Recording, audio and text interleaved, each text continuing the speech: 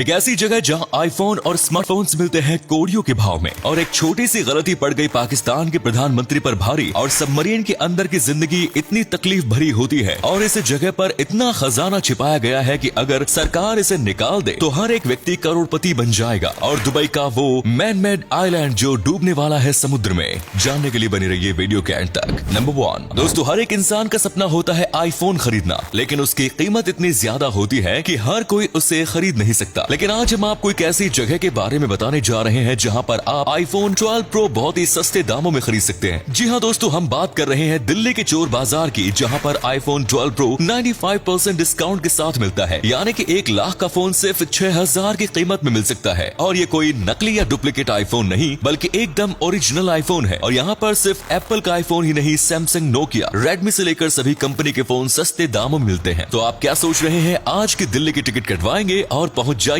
चोर बाजार। नंबर 2, क्या आप जानते हैं हमारे देश भारत में 2 ऐसे खजाने छुपे हैं जो कि अगर हमें मिल जाएं तो भारत का हर एक व्यक्ति करोड़पति बन जाएगा। पहली जगह है पद्मनाभ स्वामी मंदिर, जहां पर 5 लाख करोड़ का खजाना छुपा हुआ है, जहां पर 2011 में इस खजाने की खोज की शुरू की गई। लेकिन कुछ तहखाने वहां पर खोलने नहीं दिए गए, क्योंकि मंदिर प्रशासन और भक्तों का कहना था कि इसे खोलने पर कुछ भी अनहोनी हो सकती है। लेकिन उसके बाद भी इस मंदिर से 1 लाख करोड़ का खजाना निकाला गया। दूसरे नंबर पर है मान सिंह का खजाना, जो कि जयपुर के जयगढ़ किले में छुपा है। ऐसा कहा जाता है कि खजाना किले के अंदर मौजूद तहखानों में टंकियों में भरकर छुपाया गया है। आपातकाल के दौरान इंदिरा गांधी द्वारा इस खजाने की खोज भी कराई गई, लेकिन ये असफल रही। नंबर 3, भारत में ऐसे बहुत से मंदिर मौजूद है जिनके रहस्यों को आज तक सुलझाया नहीं जा सका है, और ये रहस्य वैज्ञानिकों के लिए भी अनसुलझे रहे हैं। जिनमें से एक रहस्य राजस्थान की करणी माता मंदिर है। इस मंदिर के बारे में ये कहा जाता है कि इस मंदिर में करीब 25,000 से भी ज्यादा चूहे मौजूद हैं, और ये चूहे कहां से आए हैं और क्यों है, ये आज तक पहेली बना हुआ है। दूसरा रहस्य है कन्याकुमारी देवी मंदिर का। इस मंदिर की एक परंपरा है कि इस मंदिर में किसी भी पुरुष का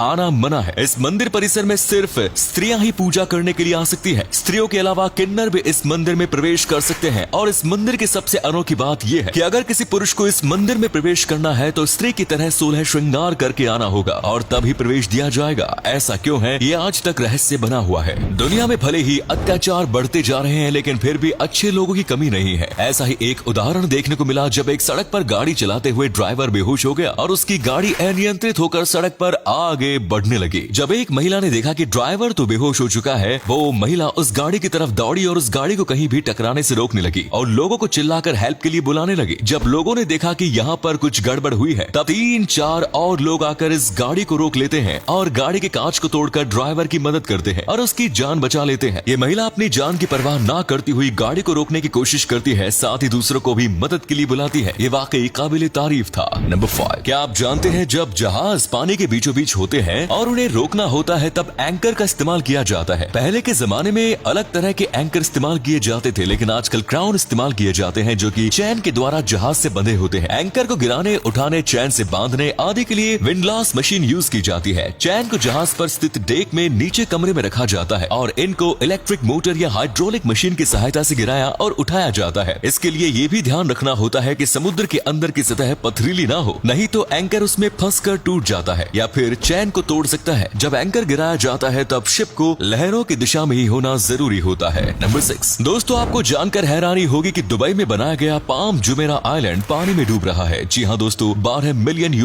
की कीमत में बनाया गया ये आइलैंड धीरे धीरे समुद्र के अंदर समाता जा रहा है। नासा की एक रिपोर्ट में बताया गया है कि ये आइलैंड 5 मिलीमीटर प्रति वर्ष समुद्र में डूबता जा रहा है। ये आइलैंड 5.5 क्यूबिक मीटर पत्थरों से बनाया गया था, जिसे समुद्र में लाकर रखा गया था। साथ ही समुद्री रेत को भी बड़ी बड़ी मशीनों द्वारा यहाँ से हटाया गया था। लेकिन अब इस आइलैंड से समुद्र की लहरें धीरे धीरे इस रेत को वापस अपनी ओर खींच रही है और ये आइलैंड समुद्र में डूबता जा रहा है। दोस्तों ये एक मैन मेड आइलैंड है और इसे बनाने के लिए लाखों टन समुद्री रेत समुद्र से बाहर निकाली गई थी, जिसका असर समुद्री जीवों पर भी पड़ा ही होगा। और अब प्रकृति इस तरह से अपना बदला ले रही है और ये आइलैंड समुद्र में डूबता जा रहा है। नंबर 7, दोस्तों आपने सबमरीन तो देखी ही होगी जो कि समुद्र के अंदर चलती है और कई दिनों तक समुद्र के अंदर रह सकती है, लेकिन इसमें रहने वाले लोगों को ताजे पानी की जरूरत होती है और सबमरीन चारों तरफ से पानी में डूबे रहने के बाद भी उस पानी का इस्तेमाल नहीं कर सकते, क्योंकि वो पानी खारा होता है। इसके लिए हर सबमरीन के अंदर से 2 से 4 वाटर फिल्टर लगाए जाते हैं, जो कि समुद्र के खारे पानी को मीठा पानी में बदल देते हैं। सबमरीन के अंदर ताजा पानी बहुत ही महत्वपूर्ण हिस्सा होता है। इसके लिए इस बात को अच्छे से ख्याल रखा जाता है कि ताजे पानी की कमी सबमरीन के अंदर ना हो। हो। सबमरीन में रहने वाले लोग रोज नहीं नहा सकते क्योंकि पानी को बचाना होता है, साथ ही सबमरीन के अंदर पानी का इस्तेमाल बेहद ही सजग तरीके से किया जाता है। और अगले फैक्ट पर जाने से पहले इस फोटो को ध्यान से देखिएगा और बताइएगा कि आपको किस एक्टर का फोटो दिखाई दे रहा है। इससे पता लगेगा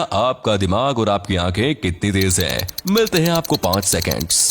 नंबर 1, कभी कभी एक छोटी सी गलती इतनी भारी पड़ जाती है कि देश के प्रधानमंत्री को भी अपने पद से इस्तीफा देना पड़ता है। पाकिस्तान के प्रधानमंत्री नवाज शरीफ को 2017 में पनामा पेपर से जुड़े एक केस में अपने पद से इस्तीफा देना पड़ा। हालांकि इन पेपर्स में उनका नाम नहीं था, बल्कि उनके तीनों बच्चों का नाम था। उन्होंने कहा था कि उन्होंने इससे जुड़ी जो भी प्रॉपर्टी खरीदी है वो लीगल तरीके से ही खरीदी है। साथ ही उनकी बेटी मरियम नवाज ने 2006 में इस बात का सबूत भी दिया था और कुछ कागज सबूत के तौर पर पेश किए थे कि पेपर बिल्कुल सही थे, लेकिन इनमें गलती थी। इन पेपर्स में जो फॉन्ट इस्तेमाल किया गया था वो था माइक्रोसॉफ्ट कैलिबरी था, जो कि 2007 के बाद ऑफिशियल इस्तेमाल में आया। जब जांच की गई तब इसी बिना पर उन्हें दोषी करार दिया गया और उनके कागजात को फर्जी बताया गया और नवाज शरीफ को अपने पद से इस्तीफा देना पड़ा। तो ये थे कुछ अमेजिंग फैक्ट्स। इनमें से कौन सा फैक्ट आपको सबसे जबरदस्त लगा, कमेंट्स में जरूर बताएं। वीडियो को यहीं पर एंड करते हैं। ये वीडियो देखने के लिए बहुत बहुत धन्यवाद।